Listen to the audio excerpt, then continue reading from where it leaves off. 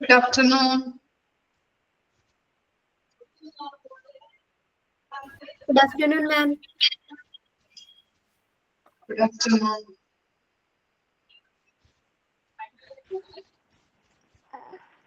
എന്താ പറ്റുണ്ടോ?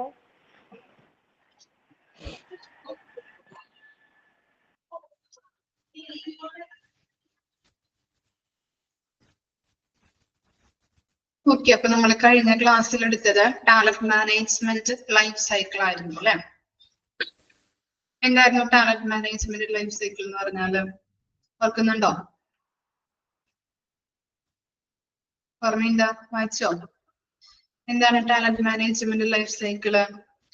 എംപ്ലോയീസും അതുപോലെ തൊഴിലുടമയും പരസ്പരം സഹകരണത്തിൽ നിന്ന് പരമാവധി പ്രചോദനം നേടുന്നുവെന്ന് ഉറപ്പാക്കിക്കൊണ്ട് സമഗ്രമായതും സമഗ്രവുമായ ഒരു രീതിയിൽ മനുഷ്യ മൂലധനത്തെ കൈകാര്യം ചെയ്യുന്ന ഒരു തുടർച്ചയായ പ്രക്രിയയാണ് ടാലന്റ് മാനേജ്മെന്റ് ലൈഫ് സൈക്കിൾ എന്ന് പറയുന്നത്.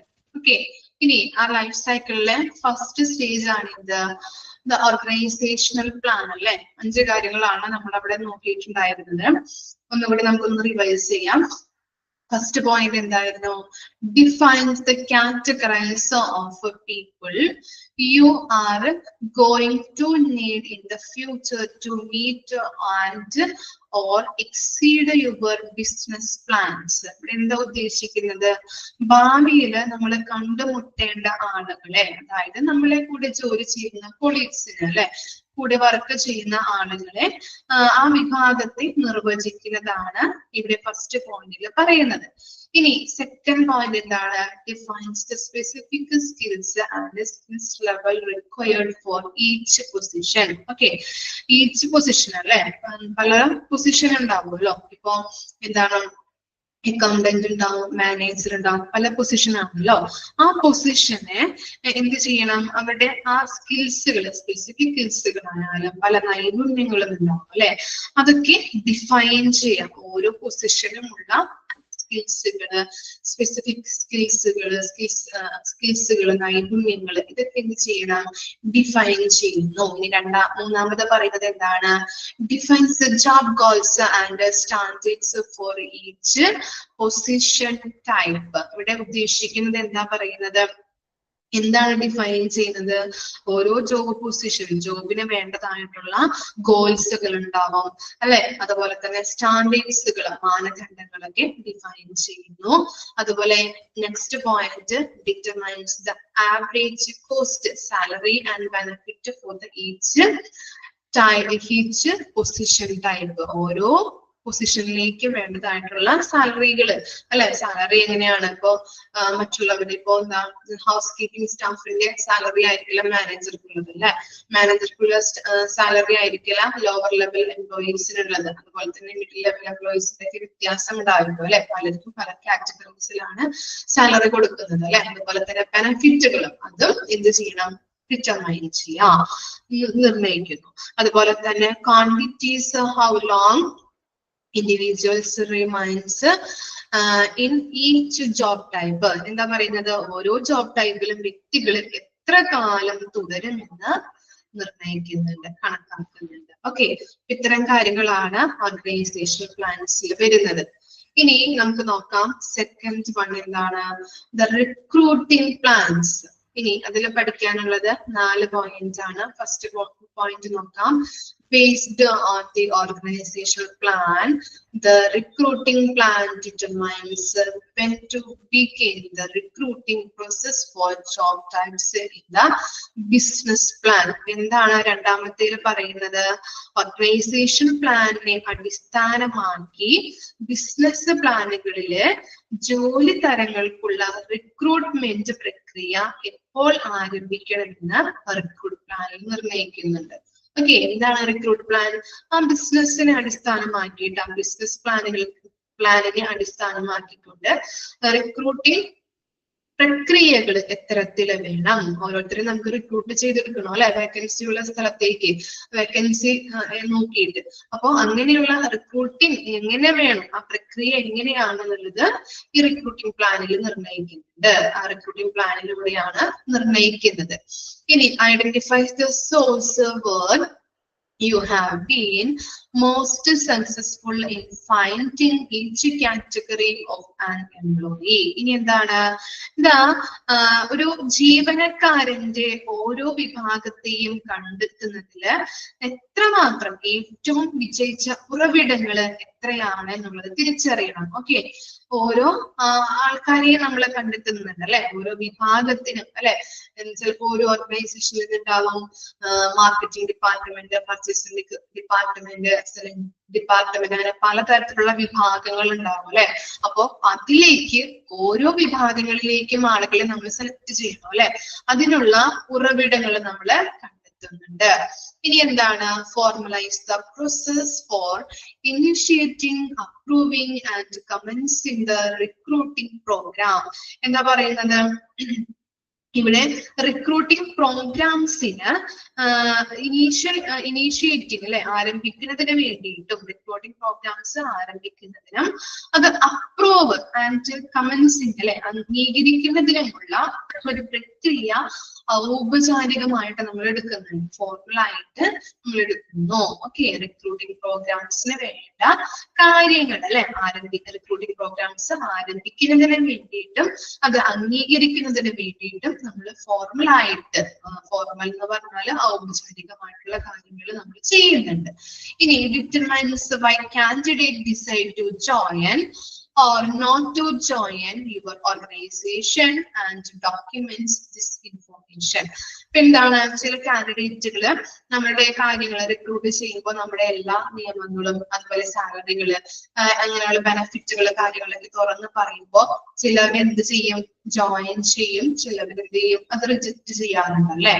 ഓക്കെ, അപ്പൊ ജോയിൻ ചെയ്യാത്ത കാരണങ്ങളും ജോയിൻ ചെയ്യുന്നതിന്റെ കാരണങ്ങളും അങ്ങനെയുള്ള കാര്യങ്ങളൊക്കെ എന്ത് ചെയ്യുന്നുണ്ട്, അങ്ങനെയുള്ള കാര്യങ്ങളൊക്കെ ഇവിടെ രേഖപ്പെടുത്തി വെക്കുന്നുണ്ട്. ചിലവര് ജോയിൻ ചെയ്യാം, ചിലവർക്ക് ചിലപ്പോ അങ്ങനെയുള്ള മാനദണ്ഡങ്ങൾ അല്ലെങ്കിൽ പോളിസീസ് പ്രൊസീജിയേഴ്സ് ഒക്കെ അറിയുമ്പോൾ ചിലവർക്ക് ഇഷ്ടം തോന്നുന്നില്ലേ ആ ഓർഗനൈസേഷനിൽ ജോലി ചെയ്യാനായിട്ട്.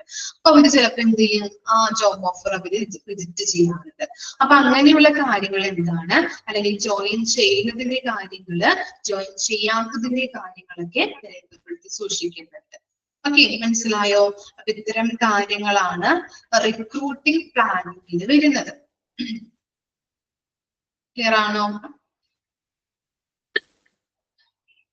ഓക്കെ, അപ്പൊ 1ഉം 2ഉം ഒന്ന് വായിച്ചു നോക്കി. ഓർഗനൈസേഷണൽ പ്ലാനിൽ എന്തൊക്കെയാണുള്ളത്, അതുപോലെ റിക്രൂട്ടിംഗ് പ്ലാൻ എന്താണ് എന്നുള്ളത് ഒന്ന് വായിച്ചു നോക്കാം കേട്ടോ. ഓരോ റിക്രൂട്ടിംഗ് പ്ലാനിൽ ഏതൊക്കെ പോയിന്റ്സ് ഉള്ളതെന്നൊന്ന് ഓർത്ത് വെക്കണം. ചിലപ്പോൾ ചോദിക്കാം നമ്മളോട്, റിക്രൂട്ടിംഗ് പ്ലാനിൽ ഉള്ള കാര്യങ്ങൾ ഐഡന്റിഫൈ ചെയ്യാണ്ട് ചോദിച്ചു കഴിഞ്ഞാല് നമുക്ക് അറിയണം ഏതൊക്കെയാണെന്നുള്ളത് കേട്ടോ. ഒന്ന് മനസ്സിരുത്തി 1ഉം 2ഉം പ്ലാനുകളൊന്ന് നോക്കാം. ഓർഗനൈസേഷൻ പ്ലാൻ ആയാലും റിക്രൂട്ടിംഗ് പ്ലാൻ ആയാലും ഒന്ന് ജസ്റ്റ് ഒന്ന് വായിച്ചു നോക്കാം കേട്ടോ.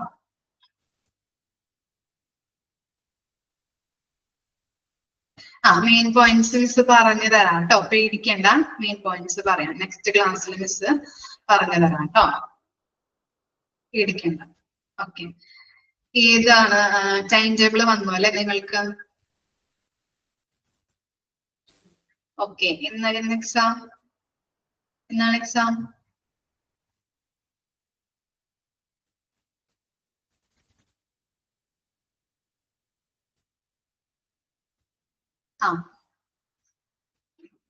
ഓക്കെ, 1-ാം തീയതി.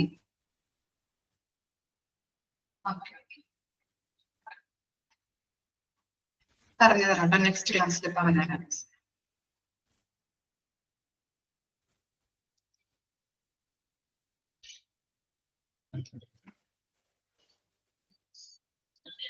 രണ്ടാമത്തെ ചാപ്റ്റർ എല്ലാവരെക്കാട്ടിലും വലുതാണല്ലേ, അതുകൊണ്ടാണ് നിങ്ങൾക്ക് ഇത്ര ഭയം. പേടിക്കുന്നുണ്ടോ? പേടിക്കേണ്ട ആവശ്യമില്ല കേട്ടോ. പേടിയുണ്ടല്ലേ? കുറേ ഉണ്ട് പഠിക്കാനായിട്ട്. Okay,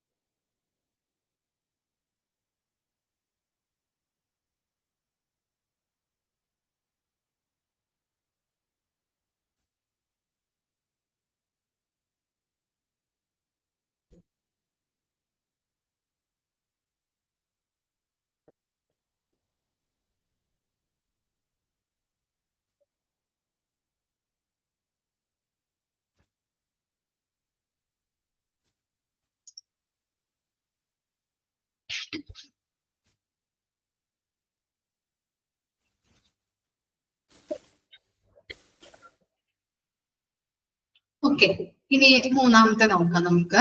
the development plan ensures each job type has objective standards of performance and that career directions for each position can be clearly identified. ഇത് പറയുന്നത് ഓരോ ജോലി തരത്തിനും പ്രകടനത്തിന്റെ വസ്തുനിഷ്ഠമായ മാനദണ്ഡങ്ങൾ ഉണ്ടെന്നും ഓരോ തസ്തികകളിലേക്കുമുള്ള കരിയർ ദിശകൾ വ്യക്തമായി തിരിച്ചറിയാൻ കഴിയുമെന്നും ഉറപ്പാക്കുന്നു.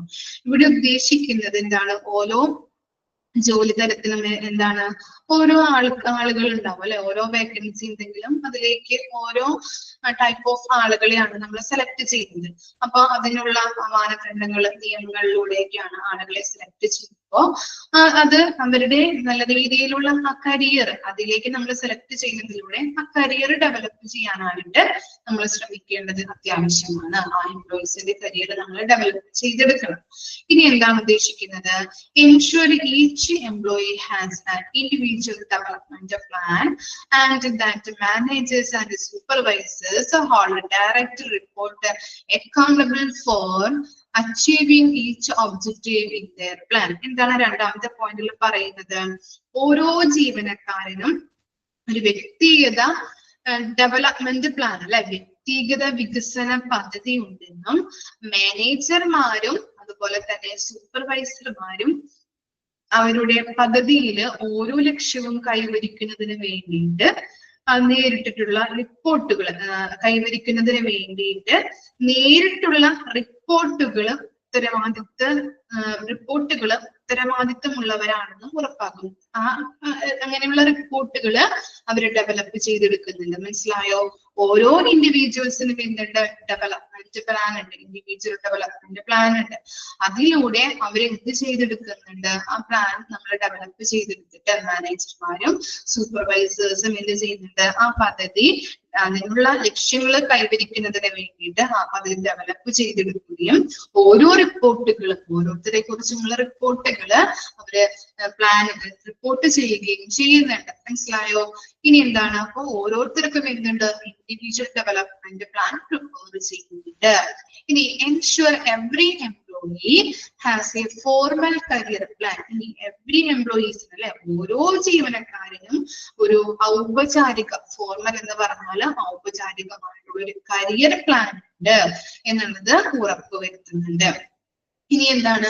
Structures regular coaching sessions between managers or supervisor and their direct reports. അതുപോലെ തന്നെ മാനേജർ അല്ലെങ്കിൽ സൂപ്പർവൈസർമാര് തമ്മിലുള്ള ഒരു എന്താണ് റെഗുലർ ആയിട്ടുള്ള കോച്ചിങ് സെഷൻസ്, പതിവായിട്ടുള്ള പരിശീലന സെക്ഷനുകളും അവരുടെ നേരിട്ടുള്ള റിപ്പോർട്ടുകളും രൂപപ്പെടുത്തുന്നുണ്ട്. അവരെന്ത് ചെയ്യുന്നുണ്ട്? മാനേജർമാരായാലും സൂപ്പർവൈസേഴ്സ് ആയാലും ഇവർക്ക് ഇങ്ങനെ പതിവായിട്ട് റെഗുലർ ആയിട്ട് കോച്ചിങ് സെഷനുകൾ കൊടുക്കുന്നുണ്ട്. ഓരോ ഡ്യൂട്ടി, റെസ്പോൺസിബിലിറ്റി, അതുപോലെ അവരുടെ വർക്കുകൾ ചെയ്യേണ്ട കാര്യങ്ങളിലൊക്കെ റെഗുലർ ആയിട്ട് കോച്ചിങ് സെഷനുകൾ കൊടുക്കുകയും അതനുസരിച്ചുള്ള റിപ്പോർട്ടുകൾ അവർ തയ്യാറാക്കുകയും ചെയ്യുന്നുണ്ട്. അപ്പൊ നമുക്ക് എന്ത് മനസ്സിലാക്കാൻ പറ്റും? അങ്ങനെയുള്ള റിപ്പോർട്ടുകൾ വഴി അവരതിൽ ഡെവലപ്പ് ആകുന്നുണ്ടോ, അവർക്ക് എന്തെങ്കിലും എന്താണ് വർക്കുകൾ ചെയ്യാൻ പറ്റാതെയുണ്ടോ, നമുക്ക് നമ്മുടെ ഓർഗനൈസേഷന്റെ ഗോൾ അച്ചീവ് ചെയ്യാൻ പറ്റോ ഇവരെ കൊണ്ട് എന്നുള്ളതൊക്കെ നമുക്ക് അതിലൂടെ ആ റിപ്പോർട്ടിലൂടെ നമുക്ക് ഐഡന്റിഫൈ ചെയ്യാനായിട്ട് പറ്റുന്നുണ്ട്. അതാണ് ഡെവലപ്മെന്റ് പ്ലാൻ എന്ന് പറയുന്നത്. ഓരോരുത്തർക്കും എന്തുണ്ട്? ഔപചാരികമായിട്ട് ഓരോ എംപ്ലോയീസിനും എന്ത് ചെയ്യുന്നുണ്ട്, ഔപചാരികമായിട്ടുള്ളൊരു കരിയർ പ്ലാൻ ഡെവലപ്പ് ചെയ്യുന്നുണ്ട് ഓർഗനൈസേഷനിൽ. ഓക്കെ, ഇൻഡിവിജ്വൽ ഡെവലപ്മെന്റ് പ്ലാൻ ഉണ്ടാക്കുകയും അതിലൂടെ അവരെ നമുക്ക് മനസ്സിലാക്കാനായിട്ടും അവർക്ക് എന്തെങ്കിലും ബുദ്ധിമുട്ടുണ്ടോ അങ്ങനെയുള്ള പലതരത്തിലുള്ള റിപ്പോർട്ടുകള് ഇതിലൂടെ നമുക്ക് ചെയ്യാൻ പറ്റും. അങ്ങനെ റിപ്പോർട്ടുകൾ ചെയ്യുന്നതിലൂടെ നമുക്ക് എന്താണ്, ഇൻഡിവിജ്വൽസിന്റെ ഡെവലപ്മെന്റ് നമുക്ക് അതിലൂടെ അസസ് ചെയ്യാനായിട്ട് സഹായിക്കുന്നു. ഇനി എന്താ ലാസ്റ്റ് പോയിന്റും കൂടി ഉണ്ട്. Reward managers or supervisors for achieving developmental success with their direct report. Okay, എന്താണ് ഈ ഡയറക്റ്റ് റിപ്പോർട്ടുകൾ യൂസ് ചെയ്തുകൊണ്ട് ഡെവലപ്മെന്റൽ സക്സസ് കൈവരിക്കുന്നതിന് വേണ്ടിയിട്ട് നമുക്ക് എന്താണ്, ഈ സൂപ്പർവൈസേഴ്സ് ആയാലും അതുപോലെ തന്നെ ഈ എന്താണ് മാനേജേഴ്സ് ആയാലും അങ്ങനെയുള്ള ഈ ഡെവലപ്മെന്റ് സക്സസ് കൈവരിക്കുന്നതിന് വേണ്ടിയിട്ട് റിപ്പോർട്ടുകൾ നടത്തുന്നുണ്ട്. ഡയറക്റ്റ് ആയിട്ട് അവർ റിപ്പോർട്ടുകൾ ചെയ്യുന്നുണ്ട്. അതിലൂടെ നല്ല രീതിയിലുള്ള റിവാർഡുകൾ നൽകാനായിട്ട് സഹായിക്കുന്നുണ്ട്. ഓരോരുത്തർക്കും നല്ല രീതിയിൽ അവരുടെ പെർഫോമൻസ് എങ്ങനെയാണ് ആ റിപ്പോർട്ടുകൾ നോക്കിയിട്ട് നമുക്ക് എന്താണ് നല്ല രീതിയിൽ ചെയ്യുന്ന വർക്കേഴ്സ് ആരാണെന്ന് കണ്ടെത്താനായിട്ടും അതിലൂടെ റിവാർഡുകൾ അവർക്ക് പാരിതോഷികങ്ങൾ പ്രദാനം ചെയ്യുന്നുണ്ട്. ഓക്കെ, ഇത്തരം കാര്യങ്ങളാണ് ഡെവലപ്മെന്റ് പ്ലാനിൽ വരുന്നത്. ഇനി എന്താണ്, ഫോർത്ത് വൺ ആണ് ദ റിറ്റൻഷൻ പ്ലാൻ, അല്ലെ, നിലനിർത്താനായിട്ട്. ഇനി ഓരോരുത്തരെയും നമ്മുടെ ഇടയിൽ അല്ലെങ്കിൽ നമ്മളുടെ കൂടെ ഓരോ വർക്കേഴ്സിനെയും നിലനിർത്താനായിട്ട് എങ്ങനെയൊക്കെയാണ് ഓരോ പ്ലാനുകൾ ചെയ്യുന്നത് എന്നാണ് അവിടെ കൊടുത്തിരിക്കുന്നത്. പോയിന്റ് വൈസ് ആയിട്ട് നമുക്ക് നോക്കാം. Aligns rewards and recognition system which individual performance and development plans.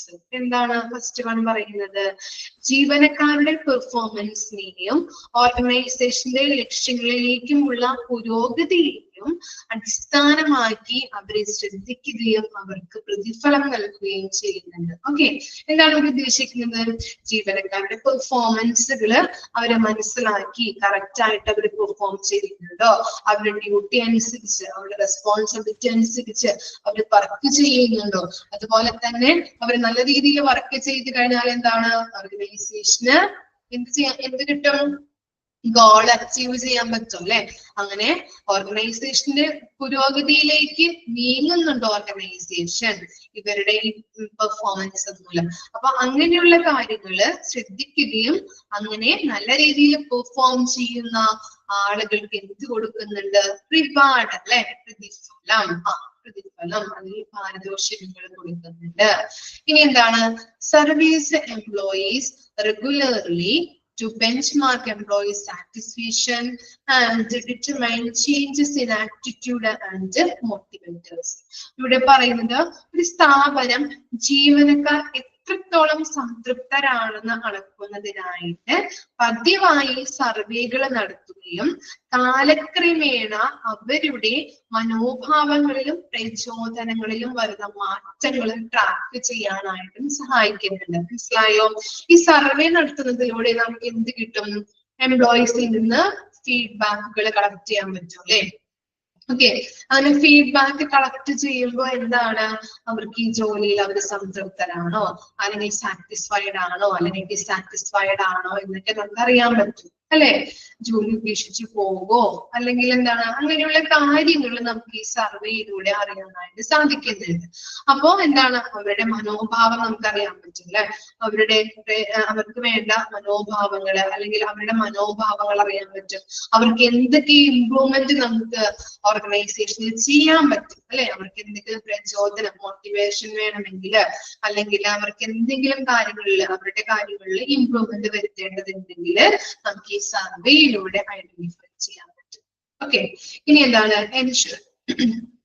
ensures action on survey result. എന്താണ്, സർവേ റിസൾട്ടിൽ നിന്ന് എടുക്കേണ്ട മാറ്റങ്ങളെ ഐഡന്റിഫൈ ചെയ്യുന്നു, അല്ലെ, അത് നടപ്പിലാക്കുന്നുണ്ട്. ഓക്കെ, സർവേ റിസൾട്ടിലൂടെ നമുക്ക് എന്തൊക്കെ ഇംപ്രൂവ്മെന്റ്സ് ആണ് നമ്മുടെ ഓർഗനൈസേഷനിൽ വേണ്ടത് എന്ന് ഐഡന്റിഫൈ ചെയ്യാൻ പറ്റും.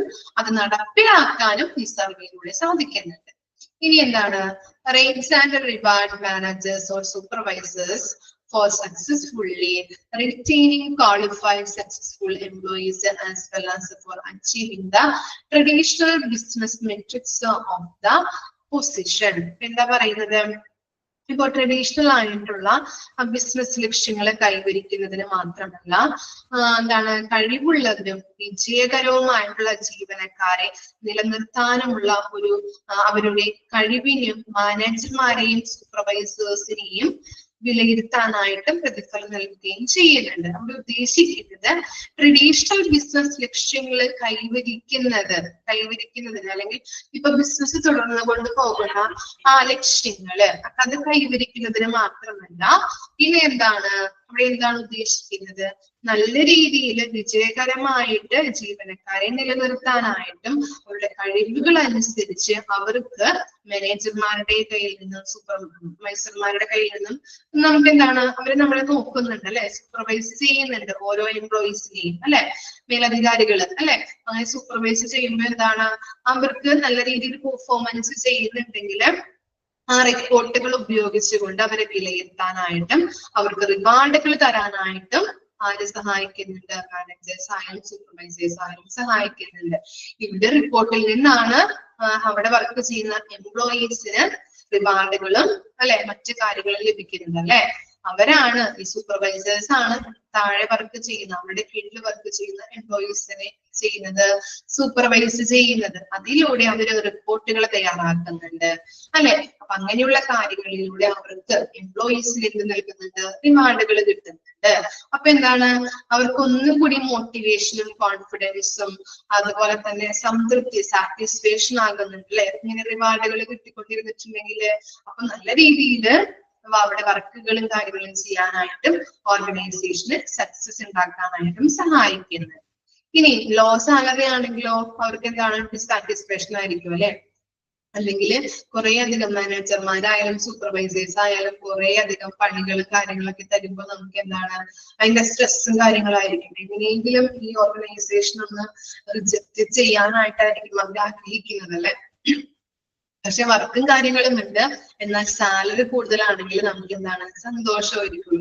സാലറി കിട്ടുന്നത് കൊണ്ട് നമുക്ക് ജോലി ചെയ്യാനായിട്ട് ഭയങ്കര സന്തോഷമായിരിക്കും അല്ലെ. ഓക്കെ, ഇനി എന്താണ്? ensures all key positions in your organization have a formal active succession plan in place. ഇവിടെ പറയുന്നത് എന്താണ്? മറ്റുള്ളവര് ജോബ് ഉപേക്ഷിച്ച് പോവുകയാണെങ്കിൽ അതിനനുയോജ്യമായിട്ടുള്ള ആളെ ആ റോളിലേക്ക് തിരിച്ചറിയുകയും തയ്യാറാക്കുകയും ചെയ്യുന്നു. അതാണ് നമ്മൾ ഉദ്ദേശിക്കുന്നത്. ഇപ്പോ ഇവിടെ ജോബ് ഉപേക്ഷിച്ച് ഇപ്പൊ മറ്റുള്ളവര് പോവുകയാണ് എന്തെങ്കിലും കാരണങ്ങൾ കൊണ്ടോ അല്ലെങ്കിൽ അവര് ചെയ്യുന്ന ജോബ് അവര് എന്താണ് റിസൈൻ ചെയ്ത് പോകുമ്പോ അവിടെയുള്ള ആളുകളെ തന്നെ ആ പൊസിഷനിലേക്ക് നമ്മൾ പറഞ്ഞില്ലേ ഇന്റേണൽ റിക്രൂട്ട്മെന്റ് എന്നാണ്. അവിടെ എന്താണ് അവിടെയുള്ള അതിന്റെ ഓർഗനൈസേഷന്റെ ഉള്ളിലുള്ള ആളുകളെ തന്നെ ആ റോള് ചെയ്യാനായിട്ട് തക്കവണ്ണം ആരാണുള്ളത് എന്ന് ഐഡന്റിഫൈ ചെയ്ത് ആ ജോബിലേക്ക് അവരെ ഇട്ടുകൊടുക്കുന്നുണ്ട്. ഓക്കെ, അതാണ് ലാസ്റ്റ് പോയിന്റിൽ പറയുന്നത്. മറ്റുള്ളവര് ജോബ് ഉപേക്ഷിച്ച് പോയി കഴിഞ്ഞിട്ടുണ്ടെങ്കിൽ ആ ജോബിലേക്കുള്ള ആ റോളിലേക്ക് ആരാണ് ഏറ്റവും ഉചിതമായിട്ടുള്ള ആള് അയാളെ സെലക്ട് ചെയ്ത് അതിലേക്ക് അയാൾ തയ്യാറാക്കും.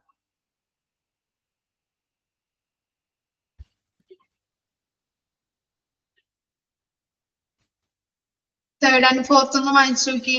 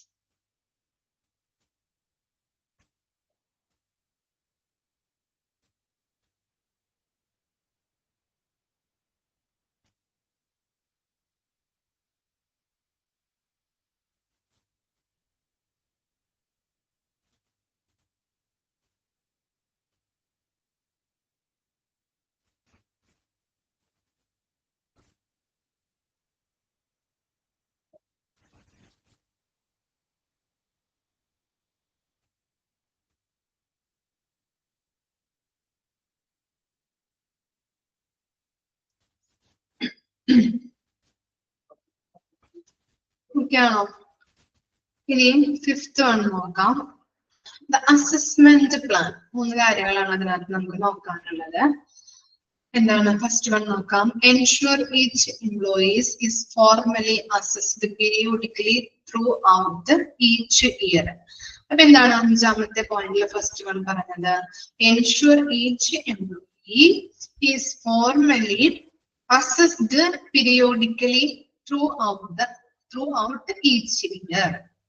ഓരോ ജീവനക്കാരനും വർഷം മുഴുവനും അനുകാലികമായിട്ട് ഫോർമൽ വിലയിരുത്തപ്പെടുന്നു. ഫോർമലി അസസ്മെന്റ് ചെയ്യുന്നുണ്ടെന്ന് ഉറപ്പാക്കുന്നു. ഓക്കെ, ഓരോ ജീവനക്കാരനെയും ഫോർമൽ ആയിട്ട് ഒരു വർഷം, ആ വർഷം മുഴുവനും എന്താണ് പീരിയോഡിക്കലി അസസ്മെന്റ് ചെയ്യുന്നുണ്ട്, വിലയിരുത്തുന്നുണ്ടെന്നാണ് അവിടെ ഉദ്ദേശിക്കുന്നത്. ഓരോരുത്തരെയും ഔപചാരികമായിട്ട് ആ വർഷം മുഴുവനും വിലയിരുത്തുന്നുണ്ട്. ഇനി എന്താണ്?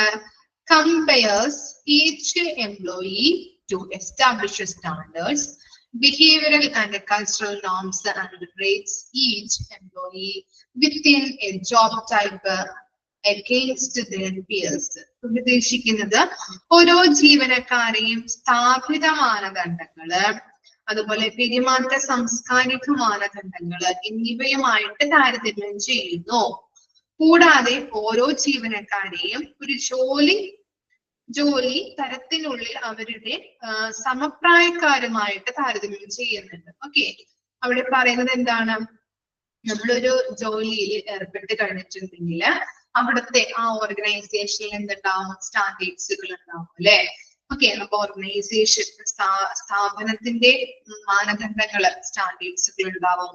അതുപോലെ തന്നെ അവിടെ എന്താണ്? ബിഹേവിയറൽ കൾച്ചറൽ നോംസ് അല്ലെ? അവിടെ ബിഹേവിയറിൽ അവിടെ പെരുമാറുന്നതും അവിടുത്തെ സംസ്കാരവുമായിട്ടുള്ള മാനദണ്ഡങ്ങൾ അവിടെ ഉണ്ടാവും. അപ്പോ അതുമായിട്ട് ഓർഗനൈസേഷനിലെ മാനദണ്ഡങ്ങളായിട്ടും അതുപോലെ തന്നെ ബിഹേവിയറൽ കൾച്ചറൽ നോംസും ഉണ്ടാവും. അപ്പൊ 2 കാര്യങ്ങളായിട്ടും ആരെ കമ്പയർ ചെയ്യുന്നുണ്ട്? എംപ്ലോയിനെ നമ്മൾ കമ്പയർ ചെയ്യുന്നു. അതുപോലെ തന്നെ എന്താണ്? ഓരോ ജീവനക്കാരെയും അവരുടെ ജോലി ചെയ്യുന്ന രീതിയിൽ, ജോലിയുടെ തരത്തില് അവരെ തമ്മിൽ കമ്പയർ ചെയ്യുന്നുണ്ട്. ഓക്കെ, ഏറ്റവും ബെറ്റർ ആരാണ്, അല്ലെങ്കിൽ ഏറ്റവും നന്നായിട്ട് ജോലി ചെയ്യുന്നത് ആരാണ്, അങ്ങനെയുള്ള കമ്പാരിസൺ അവിടെ വരുന്നുണ്ട്. ഓക്കെ, ഇനി എന്താണ്? ensure that development plans are in place for each all employees and that current action plans exist for underperforming employees. Last പോയിന്റിൽ പറയുന്നത് എല്ലാ ജീവനക്കാർക്കും വികസന പദ്ധതികള് നിലവിലുണ്ടെന്നും മോശം പ്രകടനം കാഴ്ചവെക്കുന്ന ജീവനക്കാർക്ക് തിരുത്തൽ പ്രവർത്തന പദ്ധതികള് നിലവിലുണ്ടെന്നും ഉറപ്പാക്കുന്നുണ്ട്. ഓക്കെ, അപ്പൊ എന്താണ്? ഡെവലപ്മെന്റ് പ്ലാൻസ് എല്ലാവർക്കും നമ്മൾ കഴിഞ്ഞ പോയിന്റ്സിലൊക്കെ പഠിച്ചതാണ്. ഓരോ ജീവനക്കാർക്ക് വേണ്ടിയിട്ട് ഡെവലപ്മെന്റ് പ്ലാനുകൾ നമ്മൾ ഉറപ്പുവരുത്തുന്നുണ്ട് അല്ലെ? അത് വികസിപ്പിച്ചെടുക്കാനായിട്ട് ഓരോരുത്തർക്കും ഡെവലപ്പ് ചെയ്യുന്നുണ്ട് ഓരോ കാര്യങ്ങളും, ഡെവലപ്മെന്റ് പ്ലാൻസുകൾ. അപ്പോ ഇനി ഈ പ്ലാൻസിലൂടെ വേണം അവര് നമ്മുടെ കാര്യങ്ങള്, സ്കില്ലുകള്, നോളജുകള്, വർക്കിലുള്ള കാര്യങ്ങള്, ക്യാപ്പബിലിറ്റി ഒക്കെ ഡെവലപ്പ് ചെയ്തെടുക്കാനായിട്ട്. ഇനി ഇതനുസരിച്ച് മോശം പ്രവൃത്തികൾ ആരാണോ ചെയ്യുന്നത്, അല്ലെങ്കിൽ കറക്റ്റ് ആയിട്ട് അവരുടെ ജോലി അവർ ചെയ്യുന്നില്ല, റെസ്പോൺസിബിലിറ്റി കാണിക്കുന്നില്ല, കറക്റ്റ് ആയിട്ട് അവരുടെ ഡ്യൂട്ടി ചെയ്യുന്നില്ല എങ്കിൽ അത് അവർക്ക് എന്താണ്? അത് തിരുത്താനായിട്ടുള്ള പദ്ധതികളും നിലവില് അവർ ഉറപ്പാക്കുന്നുണ്ട്. ഓക്കെ, ഇപ്പൊ ആരെങ്കിലും റെസ്പോൺസിബിലിറ്റി കറക്റ്റ് ആയിട്ട് ചെയ്യുന്നില്ല, അവരുടെ ഡ്യൂട്ടി കറക്റ്റ് ആയിട്ട് ചെയ്യുന്നില്ലെങ്കിൽ അത് തിരുത്തി പറഞ്ഞ് അവരെ കൊണ്ട് ചെയ്യിപ്പിക്കാനുള്ള പ്ലാൻസുകളും, ആക്ഷൻ പ്ലാൻസുകളും ഓർഗനൈസേഷനിൽ എടുക്കുന്നുണ്ട്. ക്ലിയർ ആയോ? ഇത്തരം കാര്യങ്ങളാണ് അസസ്മെന്റ് പ്ലാൻസിൽ വരുന്നത്. ഇനി നെക്സ്റ്റ് ആണ് outplacement plan. Okay, outplacement plan. 4 കാര്യങ്ങളാണ് അതിൽ വരുന്നത്. എന്താണ്? determines when a job type is no longer required by the organization and moves to eliminate it immediately. എന്താ പറയുന്നത്? സ്ഥാപനം അനാവശ്യമായതോ അല്ലെങ്കിൽ കാലാഹരണപ്പെട്ടതോ ആയ ജോബ് റോളുകൾ തിരിച്ചറിഞ്ഞ് അവ ഉടനടി നീക്കം ചെയ്യും. ഓക്കെ, മനസ്സിലായോ? ഒന്നുകൂടി വായിക്കാം. ഒരു സ്ഥാപനം എന്ത് ചെയ്യുന്നുണ്ട്, ഓർഗനൈസേഷൻ ആണെങ്കിൽ അത് എന്ത് ചെയ്യുന്നുണ്ട്? അനാവശ്യമായതോ അല്ലെങ്കിൽ കാലാഹരണപ്പെട്ടതോ ആയ, ഇനി ചെയ്യാൻ പറ്റില്ല അല്ലെങ്കിൽ അതിന്റെ സീസൺ ഒക്കെ കഴിഞ്ഞു, അങ്ങനെയുള്ള കാലാഹരണപ്പെട്ടതോ അല്ലെങ്കിൽ അപ്ഡേറ്റഡ് ആയതോ ആയിട്ടുള്ള ജോബ് റോളുകൾ തിരിച്ചറിയുകയും അവ ഉടനടി നീക്കം ചെയ്യുകയും ചെയ്യുന്നു. ഉദാഹരണത്തിന് വേണമെങ്കിൽ നമുക്ക് പറയാം, പുതുക്കിയ കമ്പനിയുടെ വിവരങ്ങള്, അതുപോലെ കമ്പനി നയങ്ങളിലെ മാറ്റങ്ങള്, പുതിയ വിലയിരുത്തൽ മാനദണ്ഡങ്ങളൊക്കെയാണ് ഇതിന് എക്സാമ്പിൾ ആയിട്ട് പറയുന്നത്. മനസ്സിലായോ? കമ്പനി നിയമങ്ങൾ പുതുക്കുക, അല്ലെ? പഴയ നിയമങ്ങൾ മാറ്റി പുതിയ നിയമങ്ങൾ കൊണ്ടുവന്നു. ഓക്കെ, അതാണ് കാലാഹരണപ്പെട്ടതോ അല്ലെങ്കിൽ അനാവശ്യമായിട്ടുള്ളതോ ആയിട്ടുള്ള നയങ്ങള് നമ്മൾ മാറ്റിയിട്ട് പുതിയത് കൊണ്ടുവരുന്നത്. ഇതാണ് അവർ ഉദ്ദേശിക്കുന്നത്. ഓക്കെ, പുതിയ കമ്പനി വിവരങ്ങള്, അതുപോലെ പുതിയ കമ്പനി നയങ്ങള് എന്താണ് കൊണ്ടുവരുന്നത്, അതുപോലെ പുതിയ വിവരങ്ങള്, പുതിയ വിലയിരുത്തൽ മാനദണ്ഡങ്ങള്, അസസ്മെന്റ്. ഓരോ എന്താണ് ഓർഗനൈസേഷനിലെ എംപ്ലോയീസിനെ നമ്മൾ അസസ് ചെയ്യാറുണ്ട്, അല്ലെ? അപ്പോ എന്താണ് നിയമങ്ങളിൽ, അവരുടെ ആ നിയമങ്ങളിൽ അസസ്മെന്റിലൊക്കെ ചിലപ്പോൾ മാറ്റങ്ങൾ വരുത്തി പുതിയത് അവര് കൊണ്ടുവരുന്നുണ്ട്, പുതിയ സ്റ്റാൻഡേർഡ്സ് ഒക്കെ ആയിട്ട്. ക്ലിയർ ആയോ? അപ്പൊ അങ്ങനെയുള്ള കാര്യങ്ങളുണ്ട്. ഇനി രണ്ടാമതായിട്ടുള്ള പോയിന്റ് എന്താണ് പറഞ്ഞത്? determines when a job type has changed scientifically to warrant a reassessment of the employees currently filling those positions. Okay, job തരം, ജോബ് ടൈപ്പുകള് അല്ലെങ്കിൽ നിലവിലെ തസ്തികകളിൽ ജോലി ചെയ്യുന്ന ജീവനക്കാരുടെ പുനർമൂല്യനിർണ്ണയം ആവശ്യപ്പെടുന്ന തരത്തില് മാറ്റിയിട്ടുണ്ടെങ്കിൽ അത് നിർണ്ണയിക്കുന്നു. എന്താണ്? ജോബ് ടൈപ്പുകള്, അതുപോലെ തന്നെ നിലവില് തസ്തികകളില് ജോലി ചെയ്യുന്ന ജീവനക്കാരുടെ പുനർമൂല്യനിർണ്ണയം ആവശ്യപ്പെടുന്ന തരത്തിൽ മാറ്റിയിട്ടുണ്ടെങ്കിൽ അത് നിർണ്ണയിക്കുന്നുണ്ട്. ഓരോ മാറ്റങ്ങള്, അല്ലെ? ഇപ്പൊ ജോബ് ടൈപ്പ് മാറാം ഓരോരുത്തരുടെ, അല്ലെങ്കിൽ എന്താണ് ഓരോ നയങ്ങളും ഇതൊക്കെ വരുമ്പോ, അല്ലെങ്കിൽ ഇപ്പൊ ആളുകള് വാക്കൻസി, ഇപ്പൊ ജോബിൽ നിന്ന് പെട്ടെന്ന് ഓർഗനൈസേഷനിൽ നിന്ന് പോയി കഴിഞ്ഞിട്ടുണ്ടെങ്കിൽ പല ആളുകളും ജോബില് പൊസിഷനിലൊക്കെ മാറ്റം വരാം, അല്ലെ? അപ്പൊ ഇന്റേണലി നമ്മൾ റിക്രൂട്ട് ചെയ്യാറുണ്ട് പലയിടങ്ങളിലേക്ക്, അല്ലെ? ഓരോ പൊസിഷനിലേക്ക് നമ്മൾ ചെയ്യാറുണ്ട്. അപ്പൊ എന്താണ്? വ്യത്യസ്ത ആ ജോബ് ടൈപ്പുകൾ മാറാം, തസ്തികകൾ മാറാം. ഓക്കെ, അപ്പൊ അങ്ങനെയുള്ള കാര്യങ്ങളാണ് രണ്ടാമത്തെ പോയിന്റിൽ വരുന്നത്. ഇനി എന്താണ്? determines when an employee is no longer meeting requirements in a given job type and move to improve performance, transfer the employees to another job type or outplace the employees. ഇവിടെ പറയുന്നത് എന്താണ്? സ്ഥാപനം ജീവനക്കാരുടെ പ്രകടനം വിലയിരുത്തുകയും ഓരോ ജീവനക്കാരുടെ പ്രതീക്ഷകള് നിറവേറ്റാത്തപ്പോൾ നടപടിയെടുക്കുകയും ചെയ്യുന്നു. ഓക്കെ, മനസ്സിലായോ? സ്ഥാപനം ജീവനക്കാരുടെ പ്രകടനം വിലയിരുത്തുന്നുണ്ട്, ഓരോരുത്തരെയും എന്ത് ചെയ്യുന്നുണ്ട്?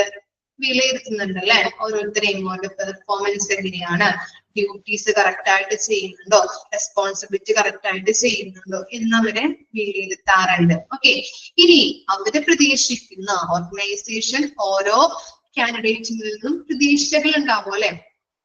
അവർക്ക് ഇന്ന കാര്യങ്ങൾ ചെയ്യാൻ പറ്റും, അവർക്ക് നല്ല രീതിയിൽ പെർഫോമൻസ് ചെയ്യാൻ പറ്റും ഇന്ന് ഓർഗനൈസേഷന് തോന്നും, അല്ലെ? ഓരോരുത്തരെ കുറിച്ചിട്ട്. അപ്പോ ഇങ്ങനെ ഓർഗനൈസേഷന് തോന്നുമ്പോ ആ കറക്റ്റ് ആയിട്ടുള്ള പെർഫോമൻസ് അവരിൽ നിന്നും കിട്ടാത്തപ്പോൾ എന്ത് ചെയ്യുന്നുണ്ട്? ആക്ഷൻ എടുക്കുന്നുണ്ട്. മനസ്സിലായോ? അവര് കറക്റ്റ് ആയിട്ട് അവർക്ക് അങ്ങനെയുള്ള കഴിവുണ്ട്, പക്ഷെ അവര് ചെയ്യുന്നില്ല എന്ന് ഓർഗനൈസേഷന് തോന്നിക്കഴിഞ്ഞിട്ടുണ്ടെങ്കിൽ എന്താണ്?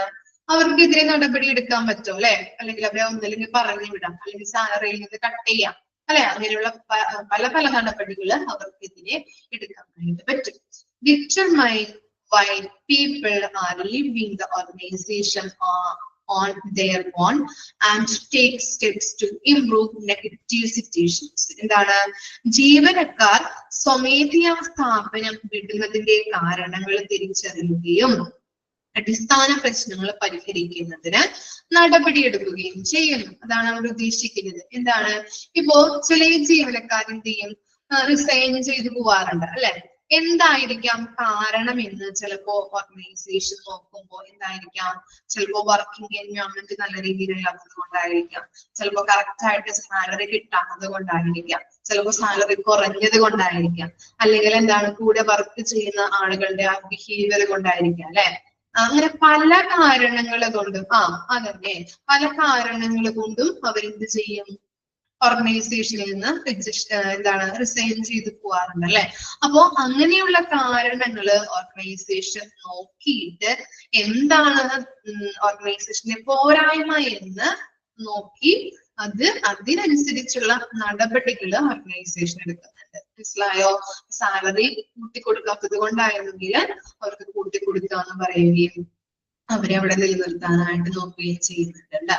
ഓക്കെ, അപ്പൊ അങ്ങനെയുള്ള കാര്യങ്ങൾ, നല്ല രീതിയിലുള്ള ബിഹേവിയർ, പെരുമാറ്റങ്ങള്, സാലറി അല്ലെങ്കിൽ പ്രമോഷൻ കിട്ടാത്തത് കൊണ്ടാവാം. അപ്പൊ അങ്ങനെയുള്ള കാര്യങ്ങളൊക്കെ അവര് ആ ഓർഗനൈസേഷൻ ഐഡന്റിഫൈ ചെയ്ത് അത് എന്താണ് നല്ല രീതിയിൽ നടപ്പിലാക്കാനായിട്ട് എന്താണോ കാരണങ്ങള് അത് നല്ലതാണെങ്കിൽ ആ കാര്യങ്ങൾ എടുത്തുകൊണ്ട് അത് നടപ്പിലാക്കാനായിട്ട് അതിന് പരിഹാരങ്ങൾ കണ്ടെത്താനായിട്ട് ഓർഗനൈസേഷൻ ശ്രമിക്കുന്നു.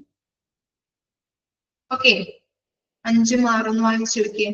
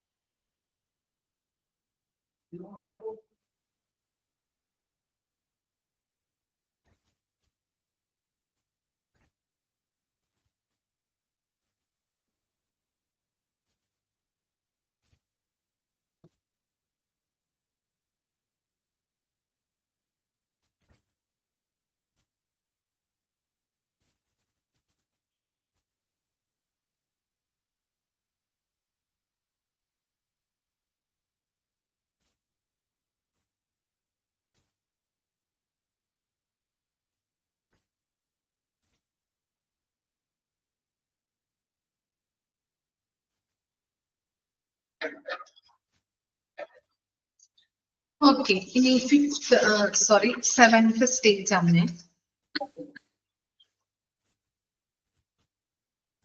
7th നോക്കാം. Feedback loop. ഫസ്റ്റ് സെന്റൻസ് നോക്കാം. First point, design A feedback system that has input point through out the employee life cycle and that captures relevant data, establish trends and provides managers and supervisors with usable data. എന്താ പറയുന്നത്, എംപ്ലോയീസിന്റെ ഒരു എന്താണ് feedback system നമ്മൾ develop ചെയ്യുന്നുണ്ട്. Okay, ഓർഗനൈസേഷനിൽ ഒരു feedback system. എന്തിനു വേണ്ടിയിട്ടാണ് അങ്ങനെ ഒരു ഫീഡ്ബാക്ക് സിസ്റ്റം അല്ലെങ്കിൽ ഫീഡ്ബാക്ക് ലൂപ്പ് നമ്മൾ ഡിസൈൻ ചെയ്തത് എന്തിനു വേണ്ടിയിട്ടാണ്? എംപ്ലോയീസിന്റെ കൃത്യമായിട്ടുള്ള വിവരങ്ങൾ അറിയുന്നതിന് വേണ്ടിയിട്ടും അതനുസരിച്ച് സജഷൻസ്, ഓക്കെ, എംപ്ലോയീസിന് എന്തെങ്കിലും സജഷൻസോ അതനുസരിച്ച് കൃത്യമായിട്ട് ഡാറ്റകൾ ഇൻപുട്ട് ചെയ്യുന്നതിന് വേണ്ടിയിട്ട് അല്ലെ, എംപ്ലോയീസിൽ നിന്ന് എന്താണ് കൃത്യമായിട്ടുള്ള ഇൻഫർമേഷൻസ് ലഭിക്കുന്നതിന് വേണ്ടിയിട്ടും അതനുസരിച്ചിട്ടുള്ള ഇൻപുട്ടുകൾ കൃത്യമായിട്ട് ചെയ്യുന്നതിന് വേണ്ടിയിട്ടാണ് ഇങ്ങനെയൊരു ഫീഡ്ബാക്ക് സിസ്റ്റം ഓർഗനൈസേഷനിൽ ഡിസൈൻ ചെയ്യുന്നത്. ഇനി എന്താണ്, determine the most common reasons employees leave. ഇനി എന്താണ്, ഓർഗനൈസേഷനിൽ നിന്ന് എംപ്ലോയീസ് ലീവ് ചെയ്തു പോകുന്നതിന്റെ റീസൺസ് അറിയാനായിട്ട് സാധിക്കും. ഇനി പിന്നെ പറയുന്നത് എന്താണ്, build a database to identify and track trends. എംപ്ലോയീസിന്റെ കൃത്യമായിട്ടുള്ള ട്രെൻഡ്സുകൾ തിരിച്ചറിഞ്ഞുകൊണ്ട് അവരെല്ലാ കാര്യങ്ങളും ഈ ഡാറ്റാബേസിലേക്ക് എൻറ്റർ ചെയ്യുന്നുണ്ട്. ഓക്കെ, ഡാറ്റാബേസ് എന്ന് പറഞ്ഞാൽ എന്താണ് ഉദ്ദേശിക്കുന്നത്? എന്തായിരിക്കും ഡാറ്റാബേസ് എന്ന് പറഞ്ഞാല്?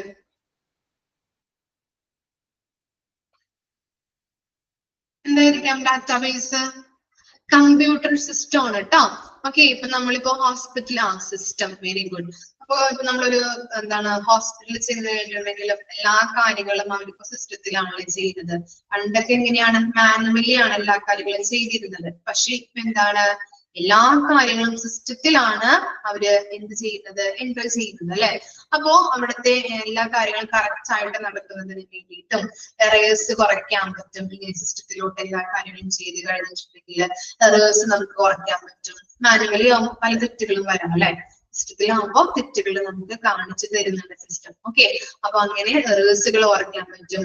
ടൈം നമുക്ക് പെട്ടെന്ന് അല്ലെ, ടൈം മാനുവലി ആവുമ്പോൾ കുറെ ടൈം പിടിക്കും ഓരോ കാര്യങ്ങൾ ചെയ്യാനായിട്ടും റെക്കോർഡ് ചെയ്യാനായിട്ട്. പക്ഷെ എന്താണ് സിസ്റ്റത്തിലോട്ടാകുമ്പോൾ ടൈം നമുക്ക് സേവ് ചെയ്യാൻ പറ്റും.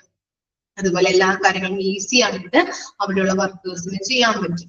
അതുകൊണ്ടാണ് കമ്പ്യൂട്ടർ സിസ്റ്റത്തിലോട്ട് എല്ലാ കാര്യങ്ങളും ഇപ്പോഴത്തെ ട്രെൻഡ്സ് അനുസരിച്ചുകൊണ്ട് എല്ലാ കാര്യങ്ങളും എംപ്ലോയീസിന്റെ എല്ലാ വിവരങ്ങളും ഡാറ്റാബേസിലോട്ട് ചേർക്കാനായിട്ട് പറയുന്നത്. ഒരു ഡാറ്റാബേസ് ബിൽഡപ്പ് ചെയ്യുക, സിസ്റ്റം ഡെവലപ്പ് ചെയ്യുക, ബിൽഡപ്പ് ചെയ്യാം. ഇനി എന്താണ് provide individual managers or supervisors with a detailed feedback on employees who live their areas of responsibility. ഇവിടെ പറയുന്നത് റെസ്പോൺസിബിലിറ്റിയോട് കൂടി പെരുമാറാത്ത എംപ്ലോയീസിന്റെ ഡീറ്റെയിൽസ് മാനേജർക്കും അല്ലെങ്കിൽ സൂപ്പർവൈസേഴ്സിനോ നൽകണം. മനസ്സിലായോ? കറക്റ്റ് ആയിട്ട് റെസ്പോൺസിബിലിറ്റി ഉത്തരവാദിത്വത്തോടു കൂടെ എല്ലാം പെരുമാറുന്നത് അങ്ങനെയുള്ള ആളുകളെ കണ്ടുപിടിച്ച് അങ്ങനെയുള്ള എല്ലാ ഡീറ്റെയിൽസും ആർക്ക് നൽകണം? നമ്മള് മാനേജേഴ്സിനോ അല്ലെങ്കിൽ സൂപ്പർവൈസേഴ്സിനോ റിപ്പോർട്ട് ചെയ്യാം. ഇത്തരം കാര്യങ്ങളാണ് ഫീഡ്ബാക്ക് ലൂപ്പിൽ വരുന്നത്.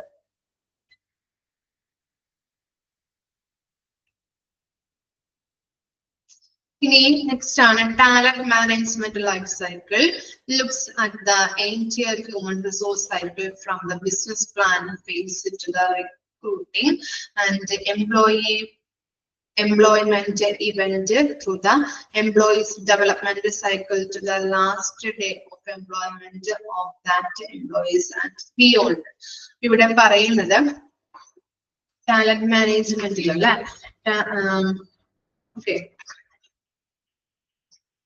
ഓക്കെ, ഇവിടെ കൊടുത്തിരിക്കുന്നത് നോക്കിയേ, ടാലന്റ് മാനേജ്മെന്റ് ഇനീഷ്യേറ്റീവ്സ് എന്താണ് നല്ല രീതിയിൽ മുൻകൈ എടുത്തുകൊണ്ട് എന്തൊക്കെയാണ് ഓർഗനൈസേഷന്റെ സക്സസിന് വേണ്ടിയിട്ട് ചെയ്യേണ്ട കാര്യങ്ങൾ എന്നാണ് ഇവിടെ കൊടുത്തിരിക്കുന്നത്. ടാലന്റ് മാനേജ്മെന്റ് ഇനീഷ്യേറ്റീവ്സ് ആ ഒരു ഡയഗ്രാം നിങ്ങൾ കണ്ടല്ലേ, നോക്കിക്കോളൂ. എന്തൊക്കെയാണ്? മെയിൻറ്റെയിനിങ് ഇൻഡിവിജ്വൽ ഐഡന്റിറ്റി അല്ലെ, ഐഡന്റിറ്റി മെയിൻറ്റെയിൻ ചെയ്യാം. റെക്കഗ്നിഷൻ ആൻഡ് റിവാർഡ് അല്ലെ, അവർ അംഗീകരിക്കണം, അവർക്ക് റിവാർഡ് കൊടുക്കാം. പ്രൊവൈഡിങ് ഓപ്പർച്യൂണിറ്റീസ്, അതുപോലെ role design, job rotation, training and development, അവരുടെ വർക്കിൽ ട്രെയിനിങ്, അതുപോലെ വികസന പദ്ധതികൾ കൊണ്ടുവരിക. സക്സഷൻ പ്ലാനിങ്, നല്ല രീതിയിലുള്ള പ്ലാനിങ്ങുകൾ. ഫ്ലെക്സിബിലിറ്റി, വഴക്കം. Relationship management, self motivation. ഇതൊക്കെ അവിടെയുള്ള എംപ്ലോയീസിന് പ്രൊവൈഡ് ചെയ്ത് കഴിഞ്ഞാൽ എന്തുണ്ടാവും? എന്താ ഉണ്ടാവാം? എന്ത് സംഭവിക്കും?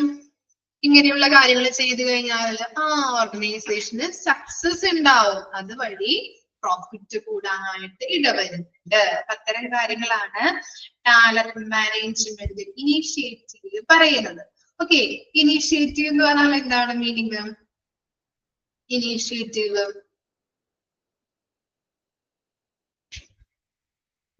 എന്ന് പറഞ്ഞാൽ എന്താണ്? ഒരു തുടക്കം, അല്ലെങ്കിൽ എന്താണ്, ഒരു മുൻകൈ എടുക്കുക അല്ലെ. മുൻകൈ എടുത്ത് എല്ലാ കാര്യങ്ങളും ഇങ്ങനെ ചെയ്യുമ്പോൾ നമുക്ക് എന്താണ്, നല്ല രീതിയിൽ ഒരു സക്സസിലേക്ക് നമ്മൾ നയിക്കുന്നുണ്ട് അല്ലെ. എല്ലാ കാര്യങ്ങളും ഇനീഷ്യേറ്റീവ് ആയിട്ട് അല്ലെ. ഓക്കെ, ഒരു തുടക്കം അല്ലെങ്കിൽ ഒരു എന്താണ്, ഒരു നല്ല രീതിയിലുള്ള ഒരു എന്താണ്, എല്ലാ കാര്യങ്ങളും മുൻകൈ എടുത്ത് ചെയ്യുന്നതിൽ കൂടെ ഇനീഷ്യേറ്റീവ് എടുത്ത് ചെയ്യാറുണ്ട് അല്ലെ. നമ്മൾ അങ്ങനെ പറയാറുണ്ടല്ലേ, ആ കുട്ടി നല്ലതാണ്, എല്ലാ കാര്യങ്ങളും ഇനീഷ്യേറ്റീവ് എടുത്ത് എല്ലാ കാര്യങ്ങളും ചെയ്യാറുണ്ട്. അപ്പൊ എന്താണ്, ഒരു ഗ്രൂപ്പ് ആക്ടിവിറ്റി ആണെങ്കിൽ അവളുണ്ടെങ്കിൽ കുഴപ്പമില്ല, അവളെല്ലാ കാര്യങ്ങളും ചെയ്തോളും, എല്ലാം പെർഫെക്റ്റ് ആയിരിക്കും, അവളെല്ലാ കാര്യങ്ങളും മുൻകൈ എടുത്ത് ചെയ്യാറുണ്ട്. അപ്പൊ എന്താണ്, ആ ഗ്രൂപ്പ് ആക്ടിവിറ്റിയുടെ സക്സസിലേക്ക് നയിക്കാനായിട്ട് ഇടവരുന്നുണ്ട് അല്ലെ. അത് തന്നെയാണ് ഇവിടെ അങ്ങനെയുള്ള ഒരു പോയിന്റ്സ് ആണ് ഇവിടെയും കൊടുത്തിരിക്കുന്നത് കേട്ടോ. ഓക്കെ, ആ പോയിന്റ്സ് ഒന്ന് നോക്കാം. ഇനി ഓരോ കാര്യങ്ങളും നമുക്ക് പഠിക്കാനുണ്ട് അതിന്റെ. Okay, the managers and the higher authorities need to take the initiative to have the way for the personal development and long-term association with the organization. Some of the ways in which the manager can motivate and retain employees are as follows. ഇവിടെ കൊടുത്തിരിക്കുന്നത് എന്താണ്, മാനേജറും അതുപോലെ തന്നെ higher അതോറിറ്റീസിലെ ആളുകളും അല്ലെ, higher അതോറിറ്റീസും മുൻകൈ എടുത്ത് ആ സ്ഥാപനത്തിന്റെ ഒരു എന്താണ് പേഴ്സണൽ ഡെവലപ്മെന്റിന് വേണ്ടിയിട്ടും അതുപോലെ ദീർഘകാലം ലോങ് ടേം അസോസിയേഷനിലെ ദീർഘകാല ബന്ധത്തിനും വേണ്ടിയിട്ട് കുറെ കാര്യങ്ങൾ ചെയ്യുന്നുണ്ട് അല്ലെ, വിലയിരുത്തേണ്ടതായിട്ടുള്ള കാര്യങ്ങളുണ്ട്. അത് ഏതൊക്കെയാണെന്നാണ് നമ്മൾ നോക്കാൻ പോകുന്നത്. മാനേജേഴ്സ് ആയാലും ഹയർ അതോറിറ്റീസ് ആയാലും മുൻകൈ എടുത്ത് ആ സ്ഥാപനത്തിന്റെ പേഴ്സണൽ ഡെവലപ്മെന്റിന് വേണ്ടിയിട്ടും ലോങ് ടേം ഡെവലപ്മെന്റ്, ഒരു നല്ല രീതിയിലുള്ള ഒരു ദീർഘകാല ബന്ധത്തിന് വേണ്ടിയിട്ടും എന്താണ് വഴിയൊരുക്കുന്നുണ്ട്. കുറെ കാര്യങ്ങൾ അവർ ചെയ്യുന്നുണ്ട്. അത് എന്തൊക്കെയാണ്, ഏതൊക്കെ വേയിലൂടെയാണ് ചെയ്യുന്നത്? ഓക്കെ, ഒരു മാനേജർ ചില വഴികൾ നല്ല രീതിയിൽ ജീവനക്കാരെ പ്രചോദിപ്പിക്കാനായിട്ടും നിലനിർത്താനായിട്ടും കുറെ വഴികളിലൂടെയാണ് അവര് പോയിക്കൊണ്ടിരിക്കുന്നത്. ആ വഴികൾ ഏതൊക്കെയാണ് എന്നാണ് അവിടെ സൂചിപ്പിച്ചിരിക്കുന്നത്. ഫസ്റ്റ് വൺ എന്താണ്, റെക്കഗ്നിഷൻ അല്ലെ. റെക്കഗ്നിഷൻ എന്ന് പറഞ്ഞാൽ എന്താണ്,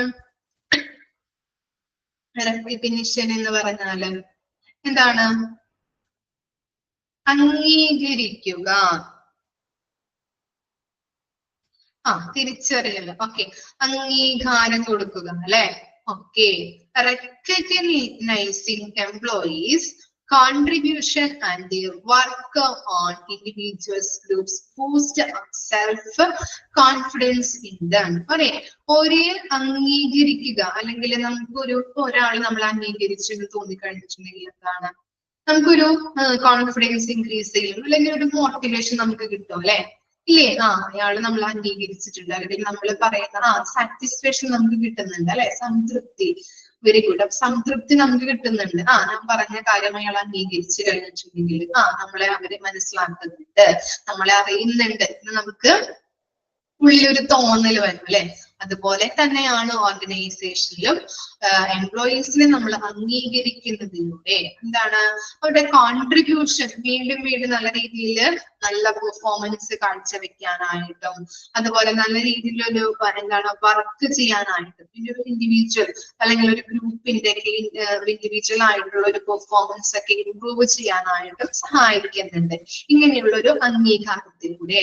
അതുവഴി എന്താണ്, ബൂസ്റ്റ് അപ്പ് സെൽഫ് കോൺഫിഡൻസ്, അവർക്ക് എന്താണ് ആത്മവിശ്വാസം ബൂസ്റ്റപ്പ് ചെയ്യാനായിട്ടും ഇടവരുന്നുണ്ട്. അതാണ് റെക്കഗ്നിഷൻ പറയുന്നത്. മനസ്സിലായില്ലേ? ഇനി എന്താണ്, റെമ്യൂണറേഷൻ ആൻഡ് റിവാർഡ്.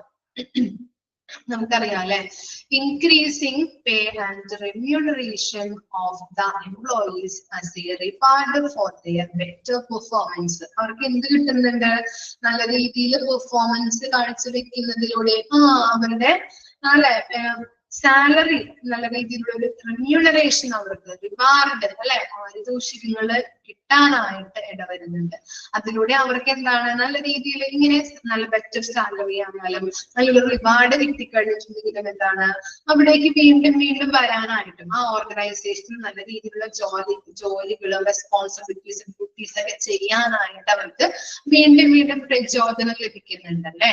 ഇനി എന്താണ്, providing opportunities, giving the charge of challenging projects to the employees along with the authority and responsibility of the same make them more confidence. ഇങ്ങനെ നമ്മൾ ഇപ്പൊ ഓരോരുത്തർക്കും നമുക്ക് എന്താണ്, അല്ലെങ്കിൽ സെലക്ടഡ് ആയിട്ടുള്ള എംപ്ലോയീസിനെ നമ്മൾ നോക്കിയിട്ട് ഒരു ചലഞ്ചിങ് ആയിട്ടുള്ള പ്രൊജക്ടുകൾ കൊടുത്തു കഴിഞ്ഞിട്ടുണ്ടെങ്കിൽ എന്താണ്, അവർക്ക് എന്താണ് നല്ല രീതിയിൽ, ചിലവർക്കൊക്കെ ഇഷ്ടമായിരിക്കും അല്ലെ ഇങ്ങനെ ചലഞ്ചിങ് ഉള്ള പ്രൊജക്ടുകളൊക്കെ ചെയ്യാനായിട്ട്. ചിലർക്ക് അങ്ങനെ ഇഷ്ടമായിരിക്കും ചെയ്യാനായിട്ട്, ഓരോ ചലഞ്ചിങ് ആയിട്ടുള്ള കാര്യങ്ങൾ ചെയ്യാനായിട്ട്. അപ്പൊ നമ്മൾ സെലക്ട് ചെയ്ത് ഇങ്ങനെ ഓരോരുത്തർക്കും നമ്മൾ ഇങ്ങനെ ചലഞ്ചിങ് ആയിട്ടുള്ള പ്രൊജക്റ്റുകൾ കൊടുത്തു കഴിഞ്ഞാൽ അവർക്ക് നല്ല രീതിയിലുള്ള അവസരങ്ങൾ, അങ്ങനെയുള്ള അവസരങ്ങൾ കൊടുത്തു കഴിഞ്ഞിട്ടുണ്ടെങ്കിൽ അവർക്ക് എന്താണ് ആ കാര്യങ്ങൾ ചെയ്യാനായിട്ട് ഇഷ്ടമായിരിക്കും. അതുപോലെ സ്കില്ല് ഡെവലപ്പ് ചെയ്യും, റെസ്പോൺസിബിലിറ്റിയോട് കൂടിയിട്ട് പെരുമാറാനായിട്ട് അല്ലെ. അതുപോലെ തന്നെ അവർക്കൊരു അധികാരവും റെസ്പോൺസിബിലിറ്റിയും ഉണ്ടെന്ന് ഒരു തോന്നല് വരും. നല്ല രീതിയിൽ ഉത്തരവാദിത്വത്തോടെ എല്ലാ കാര്യങ്ങളും ചെയ്യാനായിട്ടും അവർക്ക് മോർ കോൺഫിഡൻസ് കിട്ടും അല്ലെ. ഇങ്ങനെയുള്ള ചലഞ്ചിങ് ആയിട്ടുള്ള പ്രൊജക്റ്റുകള് എല്ലാവർക്കും കൊടുക്കണമെന്നില്ല. ആ കമ്പനിക്ക് തോന്നിയ ആളിന് മാത്രം കൊടുക്കുള്ളൂ അല്ലെ. ഇവൻ ചെയ്യും, അല്ലെങ്കിൽ ഇവന് കൊടുത്തു കഴിഞ്ഞാൽ ഏതൊരു ജോലിയും ചെയ്യാനായിട്ട് ഇവൻ തയ്യാറായിരിക്കും, അല്ലെങ്കിൽ ഇങ്ങനെയുള്ള ചാലഞ്ചിങ് ആയിട്ടുള്ള പ്രൊജക്ട് കൊടുത്തു കഴിഞ്ഞാൽ അവർ കംപ്ലീറ്റ് ആക്കും, സക്സസ്ഫുള്ളി കംപ്ലീറ്റ് ആക്കും എന്നുള്ള ആളുകൾക്ക് മാത്രമായിരിക്കും അവർ കൊടുക്കുന്നത്. അപ്പൊ എന്താണ്, ഒരു കോൺഫിഡൻസ് അവനില് ഉടലെടുക്കാനായിട്ട് ഇടവരും. ഓക്കെ ഓക്കെ അപ്പൊ ഇത്രയും വരെയാണ് മിസ് എടുക്കുന്നത്. ക്ലിയർ അല്ലേ ഇത്രയും വരെ? ഓക്കെ, നെക്സ്റ്റ് ക്ലാസ്സിൽ വരുമ്പോ ഇത്രയും കാര്യങ്ങൾ വായിച്ച് മനസ്സിലാക്കിയിട്ട് വരാം കേട്ടോ. Okay, thank you.